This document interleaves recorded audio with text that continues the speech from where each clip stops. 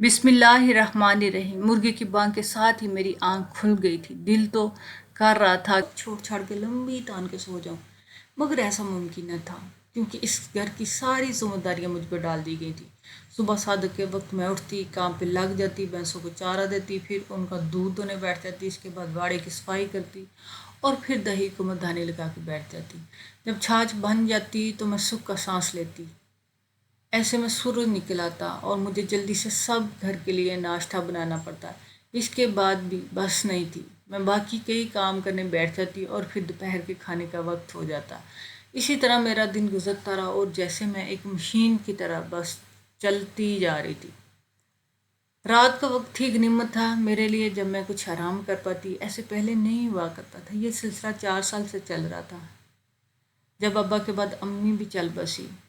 लेकिन आज जो बात मुझे चाची के मुंह से सुनाई, वो मुझे अभी तक हजम नहीं हो रही थी। मैंने चाची को अपने किसी जानने वाले को कहते सुना, अरे नाजो कहाँ जाएगी, ये तो मेरी फ्याज की मांग है।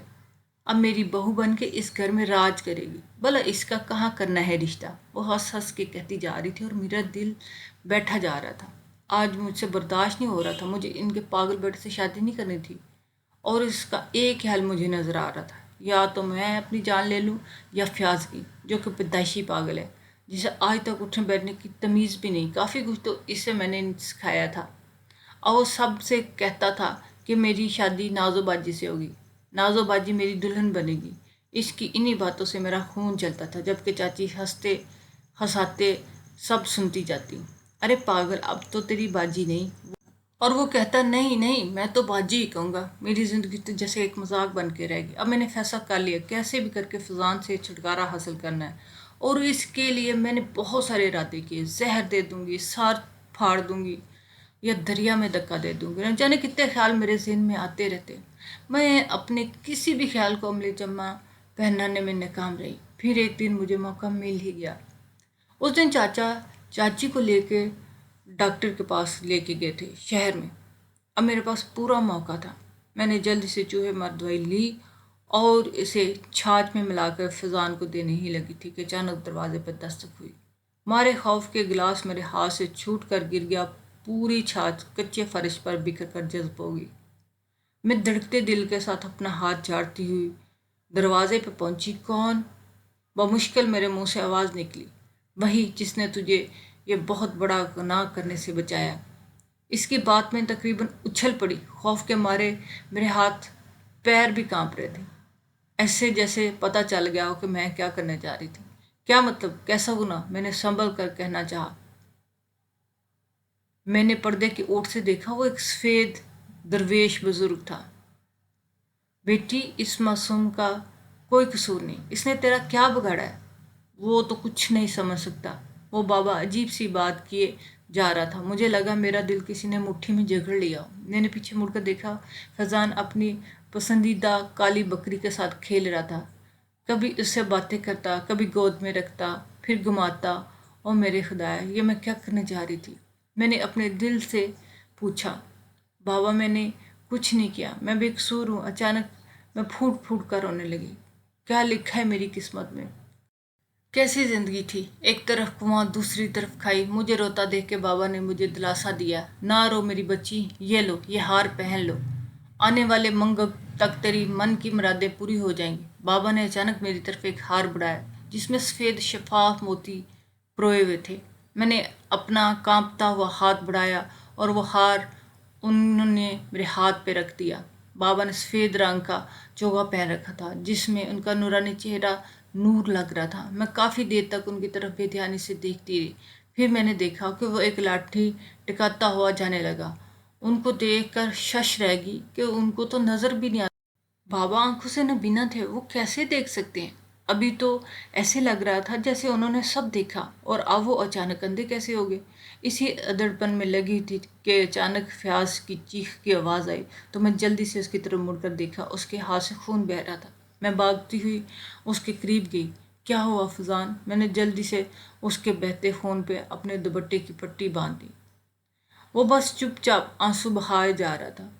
उसका उस तरह रोना मुझे बेचैन किए जा रहा था।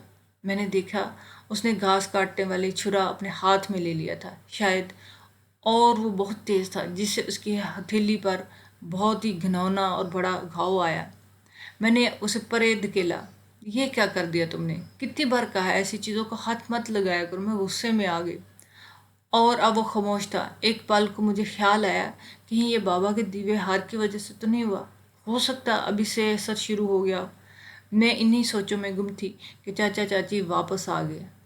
اب مجھے منگل کا انتظار تھا، لیکن جیسے ہی منگل کا دن آیا، اس دن مجھے اپنی آنکھوں پہ یقین نہیں آ رہا تھا، کیونکہ جو کچھ میں نے دیکھا وہ میرے ہوش اڑانے کو کافی تھا۔ کیونکہ وہاں تو میں نے جب سے ہوش سنبھالا ابا کو نہیں دیکھا تھا، کیونکہ جب میں 2.5 سال کی تو وہ اچانک چل بسے۔ ان کے دل کی دھڑکن رک گئی تھی، اور جیسے اماں اور میری دنیا اندھیر ہو چکی تھی۔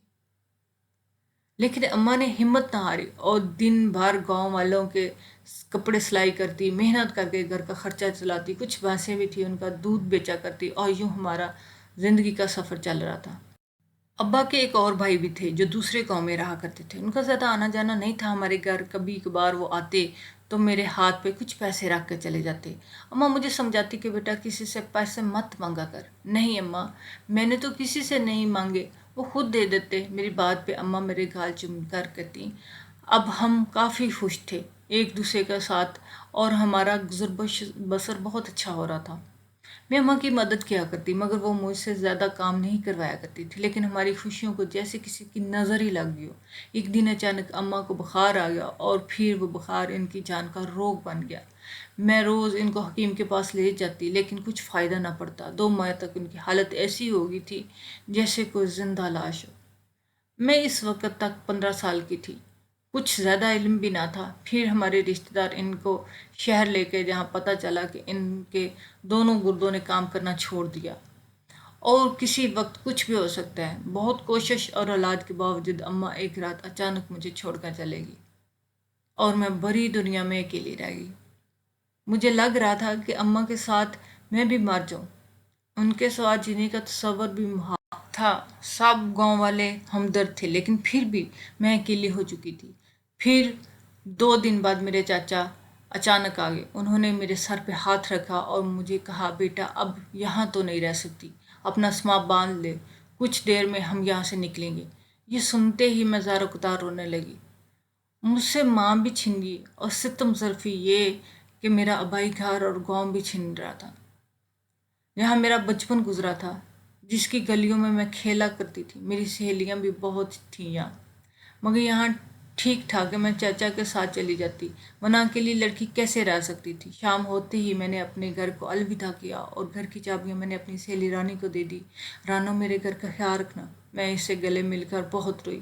باقی سب بھی میرے لیے اداس تھے۔ میں نے نہ جانے کیسے خود کو سنبھالا اور وہاں سے چل آئی۔ 2 گھنٹے بعد ہم چاچا کے گاؤں پہنچ چکے تھے، جہاں چاچی بڑے خراب موڈ سے میرا انتظار کر رہی تھی۔ میں ڈری سہمی ان کے قریب بیٹھ گئی، تو انہوں نے بس ہلکا سا سر ہلا کر میرے سلام کا جواب دیا۔ میں جو پہلے ہی خوفزدہ تھی، ان کا یہ انداز دیکھ کے اور سہم گئی۔ میں چارپائی کے کونے میں بیٹھ گئی۔ کپڑوں کی گٹھڑیاں اب تک میرے ہاتھ میں تھی کہ اچانک کوئی شور مچا۔ نازو آ گئی، نازو آ گئی۔ میں نے چو کر دیکھا تو وہاں ایک لڑکا تھا جو میری ہی عمر کا تھا۔ ظاہر تو بالکل ٹھیک تھا، مگر اس کے انداز اور بول چال سے مجھے لگ رہا تھا کہ وہ پاگل ہے۔ یہ فیاض ہے، میرا بیٹا۔ فیاض بیٹا، باجی کو سلام کرو۔ چاچا نے میرے سر پہ ہاتھ رکھ کر اس لڑکے کو مخاطب کیا۔ السلام علیکم نازو باجی، تم کیسی ہو؟ کہاں سے آئی ہو؟ کیوں آئی ہو؟ اور بے تکی سی باتیں بولتا جا رہا تھا اور ہنستا جا رہا تھا۔ اب مجھے یقین ہو گیا کہ یہ ذہنی مریض تھا۔ میں نے گھبرا کر چاچے کی طرف دیکھا تو انہوں نے نظریں جھکائیں۔ تب چاچی بکتی جگتی اٹھتی اور کھانا بنانے لگی۔ چاچا نے مجھ سے نظریں بچا کر ان کو اشارہ کیا، پہلے ہی خرچے کیا کام تھے کہ ایک اور بندہ گھر میں شامل ہو گیا۔ لو بھلا کیا ضرورت تھی پرائی بچی کو لانے کی؟ ایک تو بیماری میں نہ اٹھا جائے نہ بیٹھا جائے، کام کون کرے گا؟ چاچی کتنی دیر سے نہ جانے کیا کیا بولے جا رہی تھی کہ مجھے بہت ہی شرمندگی ہوئی۔ میں سوچ کر اٹھی، چاچی آپ مجھے بتا دیں کیا پکانا ہے، میں پکاتی ہوں۔ چاچی نے عجیب نظروں سے میری طرف دیکھا۔ تم کھانا بنا لیتی ہو؟ انہوں نے سوال کیا۔ ہاں ہاں چاچی، میں سارے کام کر لیتی ہوں۔ ٹھیک ہے، یہ سبزی پڑی ہے، اس کا سالن بنا لو، اور آٹا گوندھ کر روٹی اچھے سے پکا لینا۔ میری ہڈیوں میں تو جان ہی نہیں ہے، خود سے بیٹھا نہیں جاتا۔ چاچی کا لہجہ اب نرم ہو گیا تھا کافی۔ میں نے بھی سکھ کا سانس لے لیا۔ ویسے بھی بیٹھ کر کیا کرنا تھا، میں تو کام کاج کی عادی تھی، اور پھر پہلے دن سے سارے گھر کے کام چاچی نے میرے گلے ڈال دیے۔ میں سارے کام کر دیا کرتی، لیکن ان کا بیٹا فضان مجھے بہت تنگ کرتا۔ دن رات اس کی نئی نت فرمائشیں پوری کر کر کے میں تھک جا رہی تھی۔ نہ جانے اسے مجھ سے کیا دکھتا تھا کہ ہر وقت میرے آگے پیچھے پھرتا اور نازو بازی کہتا رہتا۔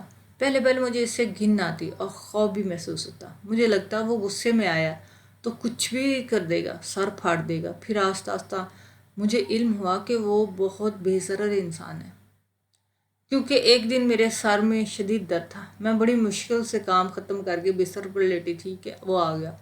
باجی آج تم میرے ساتھ پکڑن پکڑائی کھیلو نا، وہ اٹک اٹک کر بولتا ہے۔ نہیں فضان، میں تھک گئی ہوں، تم جاؤ۔ میں نے کروٹ بدلی تو اس نے میرا ہاتھ پکڑ کر کھینچا۔ اس کی اس حرکت پہ مجھے تہش آ گیا۔ یہ کہ بدتمیزی، میں نے چلا کر کہا تو وہ سہم گیا اور کافی دیر تک کونے میں کھڑا عجیب نظروں سے مجھے دیکھتا رہا۔ مجھے اسے اس طرح دیکھ کر ترس آ گیا۔ میں نے اسے اپنے پیار سے پاس بلایا۔ وہ نہ آیا، گردن ہلانے لگا۔ آجو پیارے بھیا، نام میرا۔ میں نے اسے پھسلایا، مگر وہ روٹھی شکل بنا کر کونے میں ہی بیٹھا رہا۔ اس رات میں نے خوب کوشش کی، لیکن وہ نہ مانا۔ کچھ دیر بعد چاچی اس کو ڈھونڈتے میرے کمرے میں آ گئی۔ لے تو یہاں بیٹھا پگلے، میں کب سے تجھے یہاں ماں تلاش کر رہی ہوں، چل آجا، سونے کا وقت ہو گیا۔ چاچی سے بے دردی سے کھینچ کر لے گئی، مگر وہ میری طرف دیکھتا جا رہا تھا۔ اس وقت مجھے معلوم پڑا کہ فضان پاگل ضرور ہے، لیکن وہ کسی کو نقصان نہیں پہنچا سکتا۔ میرے دل میں اس کے لیے بھی نرمی سی آ گئی تھی، لیکن یہ بھی زیادہ دیر نہ چل سکی۔ کچھ دن بعد ہی اچانک چاچی نے شوشہ چھوڑ دیا کہ میں نے نازو اور فضان کی منگنی کر دی، اور سارے گاؤں میں مٹھائیاں بانٹتی پھر رہی تھی۔ ان کی اس حرکت پہ میں نے تو دل ہی دل میں جل کر خاک ہو گئی، مگر زبان سے کچھ کہنا میرے بس میں نہیں تھا۔ میں ان کے گھر میں رہتی تھی، اگر کچھ اور کہتی تو وہ مجھے گھر سے نکال دیتی، پھر میں کہاں جاتی؟ لیکن فضان وہ آنکھوں دیکھی مکھی تھی جسے میں ہرگز نکلنا نہیں چاہتی تھی۔ میں صابر ضرور تھی، مگر اتنی بھی نہیں تھی کہ فضان جیسے لڑکے کے ساتھ اپنی زندگی گزارنا شروع کر دیتی۔ میں یہ سوچا کرتی تھی کہ ایک دن میری بھی شادی ہوگی اور میں چاچی کے ظلم سے نجات پا لوں گی۔ اور کہاں چاچی نے مجھے زندگی بھر کی باندھی بنانے کا فیصلہ کر لیا، اور تب بھی میں نے خود کو آزادی دلوانے کی ٹھان لی تھی۔ چاچا نے تو بالکل خاموشی اختیار کر لی، جیسے ان کو کوئی پرواہ ہی نہ ہو کہ میرے ساتھ یہاں کیا سلوک ہو رہا ہے۔ چاچی مجھ سے گدھوں کی طرح کام لیتی تھی، پھر بھی چاچا نے کچھ نہ کہا۔ اس بار بھی چاچی کئی بار مجھے سو سنا کر جاتی، مگر میں سب برداشت کرتی تھی۔ لیکن اب تو پانی سر سے گزر گیا تھا، اور اس دن اچانک بابا نے آ کر مجھے وہ ہار دے دیا، جسے پہنتے مجھے بہت عجیب سا محسوس ہوا، اور میں نے سوچا کہ میری جان فضان سے چھوٹ جائے گی۔ مگر اب مجھے خوف بھی بہت آتا تھا کہ کہیں فضان مر گیا۔ یہ سوال میرے ذہن میں کچھ کے لگاتا۔ اب مجھے بہت ندامت محسوس ہوتی کہ میں کیا کرنے چلی تھی، اور جیسے جیسے دن گزر رہے تھے میں نے دیکھا کہ گھر میں کچھ عجیب سا ماحول بنتا جا رہا ہے۔ روز نئے نئے مہمان آتے اور کھانا پانی کرنے کے بعد چلے جاتے۔ سارا دن وہ چاچی کے کمرے میں ہوتے، نہ جانے کیا باتیں ہوتی۔ شاید چاچی کے میکے والے تھے۔ وہ منگل کی صبح جب میں اپنے کام کاج کر کے چاچی کو ناشتہ دینے ان کے کمرے کی طرف بڑھی تو جو میں نے منظر دیکھا وہ بہت خوفناک تھا۔ کمرے کے بیچوں بیچ چاچی کی چارپائی تھی، جس پر چاچی لیٹی ہوئی تھی۔ ان کا سر اور ایک ہاتھ نیچے لٹک رہا تھا اور منہ سے خون نکلا ہوا تھا جو تقریباً سوکھ چکا تھا۔ ان کا چہرہ بہت بھیانک لگ رہا تھا۔ میرے ہاتھ سے چائے کا پیالہ چھوٹ کر چکنا چور ہو گیا۔ خوف کے مارے میرے منہ سے ایک لفظ نہ نکل رہا تھا۔ میں الٹے قدموں بھاگتی ہوئی باہر آ گئی۔ چاچا رات کو بھینسوں کے باڑے کے پاس چارپائی لگا کر سویا کرتا تھا، کیونکہ چور ڈاکو بہت آتے اور خاص طور پر مال مویشیوں کو چرا کر لے جاتے۔ وہ ساری رات چوکا داری کرتے، بار بار جاگ کے پہرا دیتے تو اب تک سو رہے تھے۔ میں نے ان کو جھنجھوڑ کر جگایا۔ وہ مجھے دیکھ کر بہت حیران ہو گئے۔ کیا ہوا نازو، تو اتنی گھبرائی ہوئی کیوں ہے؟ آنکھیں ملتے ہوئے جب چاچا نے مجھے پوچھا، لیکن میری منہ سے آواز ہی نہیں نکل رہی تھی۔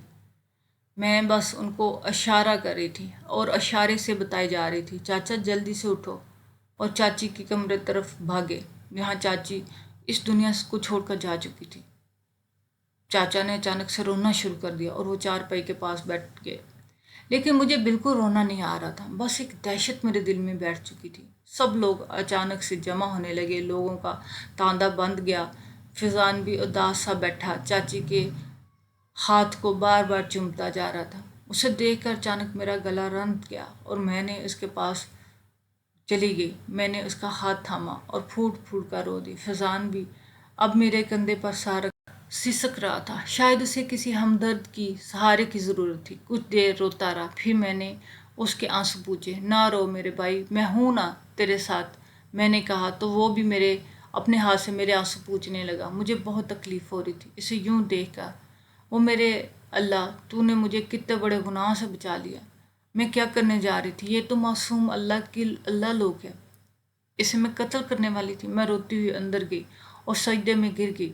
مجھے رب کا شکر ادا کرنا تھا جس نے بروقت مجھے یہ سب کرنے سے روکا، ورنہ میں شیطان کے جانسے میں آ چکی تھی۔ شام تک چاچی کی تدفین ہو چکی تھی۔ کچھ لوگ اب بھی یہاں تھے، کچھ چلے گئے تھے اور 3 دن بعد گھر خالی ہو گیا تھا۔ میں نے وہاں ہار اتار کے رکھ دیا۔ اب مجھے بہت خوف آتا کہ کہیں کچھ اور برا نہ ہو جائے۔ چاچا نے بتایا کہ چاچی کو معدے کا کینسر ہو گیا تھا اور ڈاکٹر نے بتایا کہ ان کے پاس وقت بہت کم ہے۔ اب اس گھر کے سیاہ و سفید کی مالک تھی میں۔ چاچا نے میرے حوالے کر دیا تھا سارا گھر۔ ایک دن میں نے سوچ لیا میں چاچا سے خود بات کروں گی۔ اب ہمارے گھر کوئی بھی نہیں آتا تھا۔ چاچا سارا دن خاموش بیٹھے رہتے، فضان اپنے کھیت کود میں مگن رہتا۔ میں سارا کام کاج کر کے جب فارغ ہوگی تو چاچا کے پاس بیٹھ گئی۔ وہ اپنی چارپائی پر بیٹھے تسبیح کر رہے تھے۔ چاچا، میں نے ان کو پکارا، تب انہوں نے میری طرف دیکھا۔ آؤ بیٹھو نازو بیٹی، اب تو تم میری خبر بھی نہیں لیتی۔ چاچا، ایسی بات نہیں ہے، بس کام بہت ہوتا ہے۔ جب تک چاچی زندہ تھی تب بھی کام تو میں ہی سارے کرتی تھی، لیکن مگر ہاں یا سب کچھ وہ کرتی تھی، جبکہ اب مجھ سے ہی فیصلہ کرنا پڑتا ہے کہ کون سا کام کس وقت کرنا ہے، کھانے میں کیا بنانا ہے، دودھ کتنا جمانا ہے، کتنا رکھنا ہے، وغیرہ وغیرہ۔ میں بھی مسکرا کر ان سے کہنے لگی، ہاں بیٹی یہ تو ہوتا ہے، بڑے جو بھی ہوتے ہیں نا، وہ اگر کسی کونے میں بھی بیٹھے رہے نا، وہ گھر کی دیکھ بھال کرتے ہیں اور ان کا بہت اچھا ہولڈ ہوتا ہے۔ جی چاچا، آپ ٹھیک کہتے ہیں۔ چاچا، مجھے آپ سے کچھ کہنا ہے، میں نے اپنا گلا صاف کر کے وہ مشکل کہا۔ ہاں بیٹی کہو۔ وہ اب بھی تسبیح کے دانے گراتے جا رہے تھے۔ چاچا، میں فضان سے شادی نہیں کر سکتی، میں نے جی کھڑا کر کہہ دیا۔ میری بات پہ وہ چونکے اور میری طرف دیکھنے لگے۔ ہاں چاچا، مجھے معاف کر دیں، مگر میں یہ ایک پاگل انسان کے ساتھ اپنی زندگی نہیں گزار سکتی۔ میں اسے بہت چاہتی ہوں، مگر صرف ایک بہن کی طرح۔ میں نے ان کے ہاتھ پہ اپنا ہاتھ رکھ دیا۔ فضان مجھے باجی کہتا ہے، اسے تو یہ تک نہیں معلوم، میں نے سر جھکا کر کہا۔ تب چاچا نے اچانک میرے سر پہ ہاتھ رکھا۔ پگلی، تجھے کیا لگا کہ میں اتنا بڑا ظلم ہونے دوں گا جو اپنے پاگل بیٹے سے تمہاری شادی کروں گا؟ ان کی بات پہ میں چونک کر سر اٹھایا۔ میں حیرت سے دیکھنے لگی۔ ہاں میری بچی، میں خاموش تھا تو صرف اس لیے مجھے معلوم تھا کہ پروین کے پاس اب بالکل وقت نہیں اور اس نے تو ویسے بھی چلے جانا ہے، تو کیوں اس کی مخالفت کر کے اسے ناراض کروں؟ مگر میں کبھی یہ سب نہ ہونے دینے کا فیصلہ پہلے دن سے کر چکا تھا۔ جب پروین نے اپنی زبان سے یہ بات نکالی، انہیں ڈاکٹر صاحب نے بتا دیا کہ اب پروین کے پاس بس زیادہ وقت نہیں ہے، زیادہ سے زیادہ 6 ماہ بچے ہیں، لیکن پھر بھی وہ 8 ماہ تک زندہ رہی۔ اس نے بڑی منتیں مرادوں سے فضان کو پایا تھا، مگر وہ بچپن میں سر پہ چوٹ لگنے کی وجہ سے ایسا ہو گیا تھا۔ ہم نے بہت علاج کروایا مگر فائدہ نہ ہوا۔ اب تجھے بے بس و لاچار دیکھ کر پروین کے دل میں خیال آیا کہ فضان سے تیری شادی کر دیں گے، شاید وہ ٹھیک ہو جائے، لیکن یہ سب اس کی خام خیالی تھی۔ بس بیٹا، اب تو بھی اسے معاف کر دے، مرے ہوئوں کے ساتھ معاملات صاف کر دیا جاتے ہیں تاکہ ہمارے سونا رب ہمیں بھی معاف کر دے۔ وہ آسمان کی طرف دیکھتے ہوئے رو پڑے۔ میں نے ان کے گلے سے لگا لیا، چپ کروایا اور خود وہاں سے چلی آئی۔ اپنے بستر پر لیٹی تو خیال آیا چاچی نے بھی بیٹی کی محبت میں سب سوچا اور میں نے اپنی جان بچانے کے لیے یہ سب سوچا، تو گناہ گار کون ہوا؟ دونوں کے دل میں ایک گناہ کا خیال ہے۔ چاچی میری زندگی کو قید کرنا چاہتی تھی اور میں فضان کی زندگی کو ختم کرنا چاہتی تھی۔ ہم دونوں ہی گناہ گار تھے، دونوں نے گناہ کا سوچا، پر اللہ نے ہم دونوں کو بچا لیا۔ یا میرے اللہ، مجھے معاف کر دینا، تیرے گناہ گار بندے تجھ سے التجا کرتی ہوں، مجھے اپنے نیک بندوں میں شامل فرما۔ میں ساری رات روتی رہی اور توبہ کرتی رہی۔ میں نے چاچی کو معاف کر دیا اور صبح سورج طلوع ہونے کے ساتھ نہیں سوچ کا سویرا اپنے ساتھ لے کر آیا۔ آج سے میں نے فیصلہ کر دیا کہ فضان کو کبھی اکیلا نہیں چھوڑوں گی۔ ہمیشہ اس کا سایہ بن کے رہوں گی. جس شخص سے بھی میری شادی ہوگی اس کے سامنے یہی شرط رکھوں گی کہ فضان میرے ساتھ رہے گا. اب میں سکون میں تھی، کوئی بھی کام مجھے مشکل نہیں لگتا تھا. اب میں فضان کو بالکل ماں بن کر دکھا رہی تھی. اور سچ پوچھیں تو مجھے اس سے اتنی محبت ہوگی جتنی ماں کو اپنی اولاد سے ہوتی ہے. وہ پگلا بھی تو مجھ پہ جان نشاور کرتا تھا. مجھے حیرت ہوتی تھی کسی بات کا ہوش نہ ہوتے ہوئے وہ میرے ساتھ دکھ سکھ کو سمجھ جاتا. میں اداس ہوتی تو وہ بھی اداس ہوتا، میں ہنستی تو وہ بھی ہنستا. یہ عجیب سا رشتہ بن چکا تھا ہمارے درمیان. اب مجھے کوئی فکر نہ تھی کہ لوگ مجھے بھی پاگل سمجھنے لگے تھے جب میں اس کے ساتھ آؤٹ پٹانگ حرکتیں کرتی. میں اسی کو خوش رکھتی تھی. میں نے وہ ہار دریا میں پھینک دیا تھا. اب مجھے اسے خوف آنے لگا تھا. اس دن کے بعد وہ بابا جی بھی مجھے کبھی نظر نہیں آئے، مگر میں ہمیشہ ان کی احسان مند رہوں گی.